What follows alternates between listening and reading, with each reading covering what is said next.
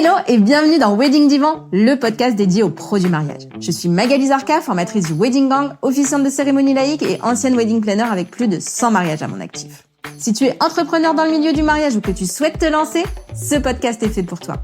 Comment réussir, comment se démarquer et surtout, comment durer dans le mariage? Autant de questions auxquelles nous répondrons ici via des interviews sans tabou de prestataires de mariage ou qui peuvent t'aider à améliorer ton business. On y abordera leur parcours, leurs réussites et leurs erreurs aussi parfois. Je partagerai également avec toi tous mes conseils, astuces et outils pour te donner un accès direct à la réussite dans le Wedding World. Allez, pose-toi dans ton canapé, écoute-nous dans ta voiture ou même en faisant la vaisselle et surtout, abonne-toi pour ne manquer aucun épisode. Hello le gang, j'espère que tu vas bien. Aujourd'hui, je te propose de retrouver dans ce nouvel épisode de Wedding Divan Gaëlle Principe, avec qui on a abordé un sujet qui peut te faire peur, mais qui est ultra important. La trésorerie. Je sais, c'est pas le sujet le plus fun du monde, mais vraiment écoute cet épisode parce que la survie de ta boîte en dépend. Allez, c'est parti. Hello Gaëlle, bienvenue dans Wedding Divan, je suis ravie de t'accueillir. Bonjour Magali, je suis ravie d'être là avec toi. On va parler d'un sujet, on va pas se mentir, qui saoule la plupart des entrepreneurs, mais qui est tellement important. C'est ça. Et le mot est faible. Voilà, le teasing de ouf. Mais avant ça, est-ce que tu peux te présenter? Nous dire un petit peu ton parcours, qui tu es? Donc moi, je suis Gaëlle. Donc j'ai été comptable depuis une vingtaine d'années. Donc depuis 4 ans, je suis assistante administrative indépendante. Et depuis 1 an, je coach et je forme des entrepreneurs sur leur compta et leur gestion. Ok. Et donc, c'est le sujet qu'on a choisi aujourd'hui. Alors, plus précisément, la trésorerie. Oui. Est-ce que tu peux nous expliquer déjà qu'est-ce que ça veut dire gérer sa trésorerie et pourquoi c'est hyper important pour les pros du mariage de gérer cette fameuse trésorerie? Gérer sa trésorerie, en gros, c'est tu connais toutes tes charges, surtout tes charges fixes. Et comme ça, avec tes ventes, déjà, tu vois si tu couvres tes charges fixes. Ensuite, tu peux anticiper un petit peu au fil du temps, ce que tu vas rentrer, ce que tu vas sortir.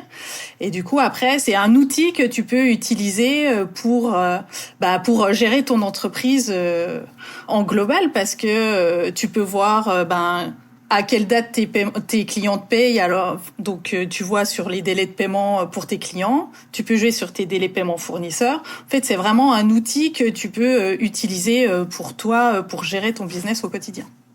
Alors, pour rendre ça un peu plus concret pour les gens, parce que là, je me dis que les gens se disent quoi?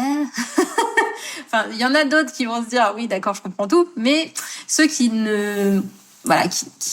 arrivent dans le milieu du mariage, qui arrivent en tant qu'entrepreneur, en fait, ils savent pas du tout ce que c'est, même une charge fixe. Donc, est-ce qu'on peut juste donner des exemples de ce que c'est une charge fixe? Est-ce qu'on peut donner des exemples de ce que tu veux dire par délai fournisseur? Parce que pour certains, ça va être complètement abstrait. Sans souci. Les charges fixes, c'est en gros l'électricité que tu vas payer, ton abonnement téléphonique, ton loyer si tu as un local, tu vas avoir, si tu vends de la marchandise, tes marchandises que tu vas acheter, et tes délais de paiement, c'est les délais fournisseurs. Il y en a qui peuvent te faire payer tout de suite, il y en a qui peuvent te faire payer à 30 jours, et il y en a qui peuvent te faire payer jusqu'à 60 jours. Et tu as la même chose pour tes clients. Donc normalement, tu peux te faire payer tout de suite, tu peux te faire payer des acomptes. Donc en fait, c'est toutes ces notions-là que tu vas avoir et que tu vas pouvoir gérer ta trésorerie par la suite. Parce que si à telle date, tu vas payer, par exemple, ton électricité, tu sais qu'un client doit te payer à peu près à la même date, et après, tu vois le flux un petit peu de trésorerie qui t'en découle. Et alors, qu'est-ce que ça veut dire, flux de trésorerie? Parce que c'est pareil. C'est ton entrée et ta sortie d'argent, et après, il te reste une somme, soit en plus, soit en moins. Et en fait, le but, c'est que tu saches bien toutes tes sorties, donc tous tes coûts ou tes charges. C'est les mêmes choses par rapport à tout ce que tu vas rentrer, donc tes ventes. Et en fait, il faut que ton solde, le but, c'est qu'il soit positif pour que tu sois rentable, que tu puisses te dégager un salaire. Et donc, il faut bien que tu aies connaissance de toutes les dépenses que tu peux avoir sur ton business, en n'oubliant pas l'URSSAF, parce que oui, l'URSSAF est toujours là, éventuellement les impôts. Enfin, tout, faut vraiment, ça t'aide aussi à bien connaître ton business parce que des fois, tu te rends compte en regardant un petit peu, mais tiens, j'ai des dépenses que je connaissais, que je me doutais pas que j'allais avoir et au fur et à mesure, bah, tu prends en compte toutes tes dépenses et, en plus, ça peut t'aider à les réduire, sur certains postes, tu peux voir et essayer de les réduire. Yes. Alors, c'est quoi les erreurs les plus courantes que tu vois en matière de gestion de trésorerie? Bah, c'est justement oublier des charges. Donc, l'URSSAF est souvent celle qu'on oublie le plus parce que on se dit, ouais, c'est super, on fait nos premières ventes. Donc, si jamais il y a un peu de marchandises, ça c'est bon, on les a toujours. Bah, si on a un petit local, on pense à notre loyer et tout. Et puis souvent, l'URSSAF qui arrive derrière, hop, bonjour, je suis là. Il faut me verser, il me faut me verser quasiment tout de suite et ça peut souvent coincer en termes de trésorerie. Donc en fait, l'anticipation de la trésorerie, c'est souvent une erreur que beaucoup font. C'est de pas anticiper assez, pas suffisamment connaître toutes ces dépenses et du coup à un moment donné, on se retrouve coincé. Ok. Et c'est quoi les premiers pas qu'on peut faire justement pour commencer à bien gérer sa trésorerie quand on démarre, par exemple? Bah déjà, ton chiffre d'affaires, c'est pas ton salaire. Déjà, enfin ta rémunération, employons les bons termes. Et bah faut toujours essayer de se garder un petit matelas d'avance pour être sûr, pour pallier que dès qu'il y a un souci, je suis pas pris à la gorge et il me reste un tout petit peu pour pallier aux urgences et pas être coincé. Et en fait, qu'est-ce que tu conseilles à tes clientes? Par exemple, je te dis n'importe quoi, j'ai une trésor de... Alors, je vais pas aller trop haut parce que sinon ça va faire flipper. De 1 000 €. Oui. Qu'est-ce que ça veut dire? Qu'est-ce qu'on en fait? Est-ce qu'on le laisse sur le compte? Comment tu gères ça? J'ai une trésor de 1 000 €. Bah après, faut voir si déjà tu t'es rémunéré. L'URSSAF s'est servi ou va arriver. Voir si tu peux le laisser. Alors 1 000 €. Je te dirais, tu peux le laisser sur ton compte et voir un petit peu. Quand tu commences à avoir des grosses sommes, c'est là qu'il faut voir, est-ce que j'ouvre pas un petit compte de placement pour que ça me rapporte un petit peu d'argent, mais que je peux en disposer comme je veux. En fait, tout dépend le volume que tu as, mais de toute façon, il faut quand même que tu gardes ça et que tu saches à peu près les charges. La CFE, elle arrive au mois d'octobre. Je sais que souvent, celle-là, elle est oubliée parce que déjà, faut aller la chercher sur le site. Si t'as pas créé ton espace sur le site des impôts, enfin voilà, c'est la galère sans nom, faut 15 jours et tout, donc c'est le stress complet. Et la somme, elle est pas énorme, mais faut en tenir compte quand même. Et tu vois, t'as tes 1 000 €, tu sais que ta CFE tombe, je me rappelais plus. Voilà, hop, j'ai mon petit matelas, je sais que je suis tranquille. Alors, c'est quoi la CFE? Je vais te poser plein de questions. La cotisation foncière des entreprises que toute entreprise paye, même un auto-entrepreneur. C'est en fonction de là où tu habites, c'est ça? C'est en fonction de là où tu habites, la taille de ton local. Ok. Donc, quand tu travailles chez toi, ça marche aussi, tu dois la payer aussi. Ça marche aussi, tu vas avoir une somme minime, mais tu peux avoir quelque chose à payer. Ça a marché aussi avec le chiffre d'affaires que tu fais. Donc, ça dépend. Quand tu débutes, tu payes pas tout de suite, mais après, au fur et à mesure, si tu te démarches bien, tu vas payer de plus en plus. Ok. C'est quoi les outils, les ressources que tu peux recommander pour améliorer sa gestion de trésor? Il y a des logiciels qui existent. Il y a Pennylen, il y a Celsi, il y a Abi, je crois, pour les auto-entrepreneurs. Mais en vrai, un bon fichier Excel que tu alimentes régulièrement. Ça t'oblige à checker ton relevé de banque. Donc comme ça, tu vois un petit peu toutes les dépenses. Un bon Excel que tu complètes, ça fait le taf. Mais tu mets quoi dans l'Excel? Tu repars de ton solde bancaire. Tu mets toutes tes entrées que tu vas avoir. Donc, tu peux le faire sur 1 mois, 2 mois, même 6 mois. Hein. Donc, tu sais à peu près ce que tu vas rentrer.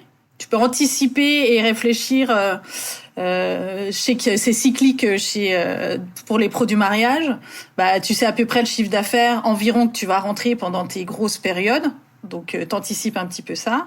Dans tes dépenses, tu mets déjà toutes ce qu'on appelle les charges fixes, donc celles qui ne bougent jamais, que tu as obligatoirement ton téléphone, ton EDF. L'EDF, ça marche que si ta boîte elle est chez toi. Enfin, si t'as un local, etc. Tu ne mets pas si ta boîte elle est chez toi, si. Ça dépend ce que tu prends en compte dans tes dépenses pro, mais ton EDF, tu peux avoir un bout de ton EDF, tu vas avoir tes assurances, forcément. Ton téléphone, tu vas l'utiliser. Des logiciels spécifiques qui vont tomber. ton logiciel de facturation si tu fais ta facturation. Alors, juste un truc important, les assurances, parlons de l'assurance RC Pro qui est quand même obligatoire et qui est aussi souvent oubliée. Vous êtes obligé d'avoir une assurance de responsabilité civile professionnelle. Oui. Pour chaque, même si vous êtes en micro, c'est obligatoire. Obligatoire, ouais. Puis en plus, on se couvre. Et voilà, si vous arrive quelque chose, vous êtes couvert. Donc renseignez-vous bien sur ça. Donc tu rentres tout ça. Je rentre tout ça. Bah, si tu vends, un photographe par exemple, il va peut-être avoir certains achats, des pellicules, des choses comme ça. Enfin, peut-être plus maintenant, mais je suis pas remplie en plus, je suis un peu à l'ancienne. Mais si, il y a de plus en plus il y a quand même encore des gens qui shootent à l'argentique. Donc toutes les fournitures qu'on peut avoir besoin, on va les rentrer dedans. Donc après, sur les factures, souvent on a la date. Donc tu sais à peu près ton mois où tu vas payer et après tu peux anticiper, tu reportes tous les mois et du coup après tu pars de ton solde bancaire et tu sais à peu près tes prévisions plus ou moins pour le mois, de mois en mois. Et justement, qu'est-ce que tu conseilles pour les mois creux des saisons où on travaille pas entre guillemets parce qu'on travaille quand même mais où on rentre pas des mariages? Bah si on peut diversifier un peu son activité, c'est le mieux, surtout sur ces périodes un petit peu plus calmes. Bah si on fait des gros mois, c'est toujours bien, pas trop dépenser quoi qu'il arrive. Et si on peut réduire ses charges pendant la période basse, c'est là où on fait des économies en fait. Ouais. Après moi si je peux rajouter quelque chose, je pense qu'on peut aussi conseiller d'étaler les paiements parce que ça c'est quelque chose que je vois chez mes coachés. En fait, elles demandent en 2 fois par exemple, donc une fois à la signature et une fois le jour J. Et en fait, entre les deux, par exemple, si tu signes 2024 pour 2025, entre les deux, t'as rien. Donc, au moins 3 fois, quoi, pour pouvoir avoir un peu de trésor au milieu, quoi. Donc, le bon vieux fichier Excel, donc avec toutes tes entrées et toutes tes sorties, finalement. C'est ça. Et tu peux le réajuster tous les mois en fonction de tes réelles dépenses. Et ensuite, c'est un outil, ça te permet quand tu vois vraiment que finalement ce que tu avais prédit et ce qui arrive, c'est pas tout à fait ça, t'as un outil pour voir un petit peu plus loin et tu peux réajuster en fait ta stratégie d'entreprise. Tu peux coupler ça avec un budget, ça peut être un outil, c'est un bout d'outil qui peut être vraiment en package pour une stratégie d'entreprise et de développement quoi. Ok. Et si, donc là, parmi tout ce qu'on a dit, ou s'il y a d'autres choses qui te viennent, si par exemple tu as une personne qui débute son activité, alors, je vais prendre une activité un peu spéciale, genre décoratrice qui fait de la location. Qu'est-ce que tu lui dirais, les 3 meilleurs conseils que tu pourrais lui donner? Décoratrice qui fait de la location, en conseil, en début d'activité, négocie bien tes paiements fournisseurs. Si justement tu peux alterner tes paiements parce que si tu fais de la loc, ça veut dire qu'il faut que tu achètes quand même d'abord la marchandise avant de la louer. Donc si tu peux vraiment étaler tes paiements, ça te permet de déjà avoir quelques locations pour pouvoir payer un petit peu ce que tu fais. Bien négocier aussi avec ses fournisseurs ses prix d'achat. Bien trouver tes clients pour que ça parte bien. Vraiment bien travailler tes coûts pour que t'aies le moins à dépenser au départ. Et une personne qui arrive à faire du chiffre d'affaires mais qui sait pas gérer ses finances, tu lui dirais quoi? Qu'il faut qu'il fasse vite, qu'il mette vite en place un prévisionnel de trésorerie parce qu'à un moment donné, il va se retrouver à court. Quoi qu'il arrive.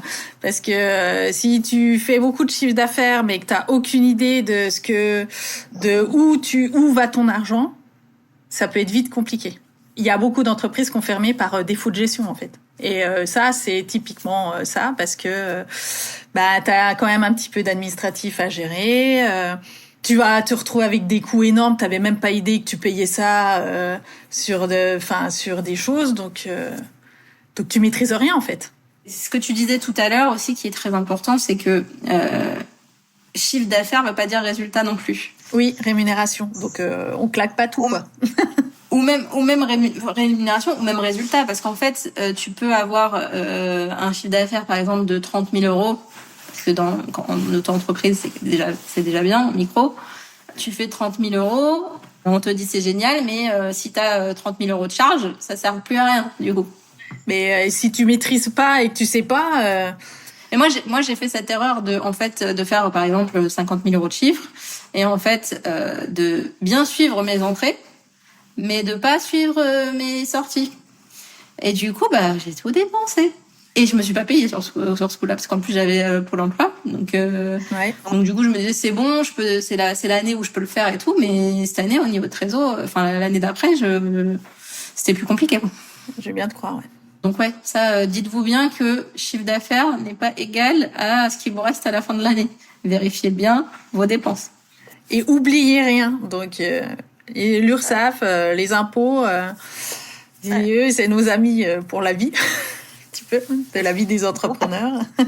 Nos amis, ou juste on est obligé de les avoir. C'est un peu le tonton que t'as pas envie de voir. C'est ça. Mais lui, il viendra tout le temps te voir, hein, parce que tu auras beau te cacher, il va te retrouver, il viendra te voir. C'est ça. Ok, merci beaucoup pour tout ça. On va passer aux questions que je t'ai pas envoyées, parce que je sais pas si t'as déjà écouté le podcast, mais j'envoie toujours quelques questions, et je garde toujours quelques questions pour la fin que j'envoie pas. Mais je t'en ai déjà fait des pas prévus à toi. Est-ce que t'as déjà eu envie d'abandonner ton boulot? Non. Jamais. Pourquoi? Parce que c'est tellement, gratifiant de pouvoir aider, et parce que, moi, j'en vois tellement en galère que, en fait, c'est mon but, c'est arriver à aider, transmettre, voilà. Ça me rend heureuse. Trop bien. Est-ce qu'il y a une personne qui t'a influencé dans ta vie pro ou dans ta vie perso que t'aimerais bien mettre à l'honneur aujourd'hui? Une personne qui j'ai un petit groupe d'entrepreneuses, on est plusieurs et on s'entraide. Donc ça fait. Il y a Amélie, ton assistante, qui en fait partie. J'ai Marie-Émilie, j'ai Hélène et tout. C'est un petit et Rossi et Solène. Enfin voilà, c'est un petit groupe où on échange. J'en connais 3 sur les 5 là, que t'as cité. On a fait un coaching ensemble, et du coup on est assez. On échange bien et tout, et. Ouais, parce que Solène et Marie-Émilie se sont mariées ou vont se marier dans C'est ça. Donc c'est pour ça que je les connais. Tu vois, donc. C'est quoi le plus mauvais conseil d'entrepreneur qu'on t'a donné? En fait, moi, j'en ai tellement vu que les conseils, je me les fais toute seule, parce que j'ai entendu beaucoup de trucs, qu'on racontait, ne pas aller prospecter, par exemple. Non, en fait, les clients tombent pas tout seuls. Donc, faut se bouger, quoi. Quand tu veux un truc, faut y aller, quoi, parce que si tu restes là à rien faire, ça tombe pas du ciel, quoi. Tu vois, je suis pas d'accord avec toi. Parce que moi, je prospecte pas. Alors, je dis pas que ça tombe du ciel, parce que justement, je crée une communication qui m'aide à pas prospecter. Mais on a des avis différents. Alors, je pense que c'est un mauvais conseil pour les personnes qui débutent. C'est vraiment très compliqué. Non, mais c'est un mauvais conseil si ça te correspond pas, en fait. Tu vois ce que je veux dire? Parce que moi, je sais que personnellement, prospecter, ça m'angoisse. Donc, j'ai créé un business qui me permet, et une façon de communiquer qui me permet de ne pas angoisser et de ne pas prospecter. Mais si t'es à l'aise avec ça, et si tu essayes, parce qu'il faut toujours essayer, si t'essayes de le faire et que finalement tu te rends compte que c'est pas si compliqué, et qu'on t'apprend des bonnes techniques, ça peut le faire. Si ça te stresse toujours autant, le fais pas, quoi. Mais je suis d'accord. La leçon professionnelle que t'as apprise dans la douleur. Que j'ai apprise dans la douleur. Alors, j'en ai appris plein des leçons. Déjà, qui ne tente rien n'a rien. Et j'ai vu des choses. Et je me suis dit, mais c'est ouf de demander des trucs comme ça, et ça passe. Et en fait, du coup, maintenant, je demande à chaque fois, parce que je me dis, sur un malentendu, et je discutais avec un entrepreneur qui est venu me voir tout à l'heure et tout, et il me dit, l'entrepreneuriat, c'est un peu Jean-Claude Duss. Sur un malentendu, ça passe. Et du coup, ça m'a fait tellement rire, parce que c'est à peu près ça. Donc ça, c'est pas trop dans la douleur. Après, dans la douleur, j'ai beaucoup dans le salariat, j'ai eu des périodes très compliquées, donc j'ai appris pas mal de choses dans le salariat. Ce qui est pour ça que je suis partie dans l'entrepreneuriat. Après, je dirais l'entrepreneuriat, faut pas compter ses heures. C'est un investissement constant, et faut pas lâcher, quoi. Ça peut être très compliqué. Des heures et des heures, parce que j'ai dû faire autre chose, j'ai pas pu faire le job et tout, et putain, j'ai pas fait ma com, machin et tout. Attends, ils sont 4 à m'appeler en même temps, ils veulent les mêmes trucs à la même date, comment je vais faire et tout. Voilà.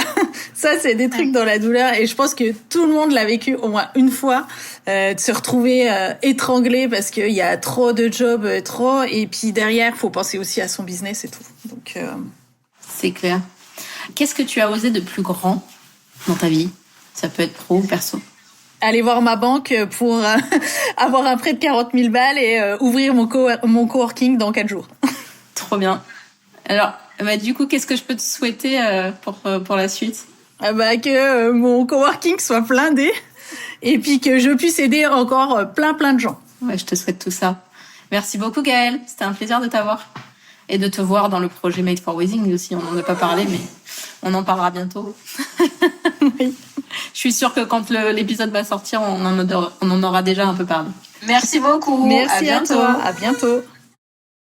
Et voilà le gang, j'espère que cet épisode t'aura plu autant qu'à moi. Si c'est le cas, partage-le sur Insta en nous taguant Gaëlle et moi, ça nous fera trop plaisir. Et tu sais que Gaëlle fait partie du projet Made for Weddings, le projet hyper important de la rentrée. Inscris-toi si t'es pas déjà inscrite. Et puis tu sais que tu peux aussi me laisser 5 étoiles sur Apple Podcast ou Spotify. C'est ce qui m'aide le plus à faire connaître Wedding Divan. Un immense merci à toi et à très vite pour le prochain épisode.